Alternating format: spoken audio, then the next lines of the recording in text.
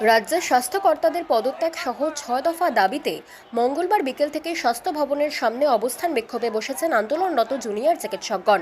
বুধবার বেলা ১২টা নাগাদ বিজেপি বিধায়িকা অগ্নিমিত্র পালকে সেখানে দেখেই ক্ষোভে ফেটে পড়লেন আন্দোলনরত চিকিৎসকগণ।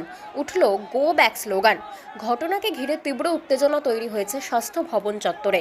যদিও অগ্নিমিত্রার দাবি, কোনো রাজনৈতিক রং লাগাতে তিনি সেখানে যাননি।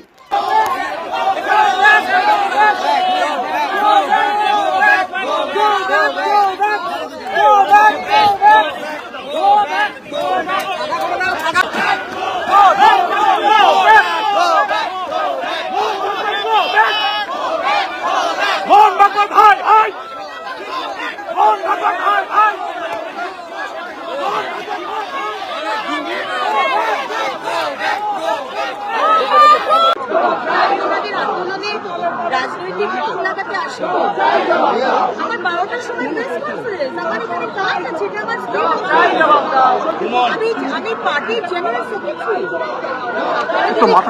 বন্ধ করে দেন, একদিকটা খোলা রাখুন, পুলিশকে জিজ্ঞেস করলে দুদিকটাই বন্ধ, তাহলে আমার অবস্থা আমাকে ওনাদের মাঝখান দিয়ে আসতে হচ্ছে।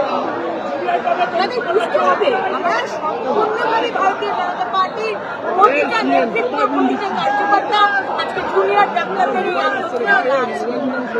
তারা আমাকে গো ব্যাক বলুন, তারা আমাকে যাই বলুন, আমি দিদিভাই হিসেবে তাদের পাশে আছি। আর তাদের আন্দোলনে রং লাগাতে, রাজনৈতিক রং লাগাতে আমি এসেছি। তাদেরও বোঝা উচিত যে আজকে যারা আসছেন কাজে এই রাস্তাতে, তাদেরকে যেতে হবে। আমরা কোনো রাজনৈতিক কোনো এজেন্ডা দিয়ে ওই রাস্তা দিয়ে আসছি না, আমরা কোনো কাজে আসতে হবে।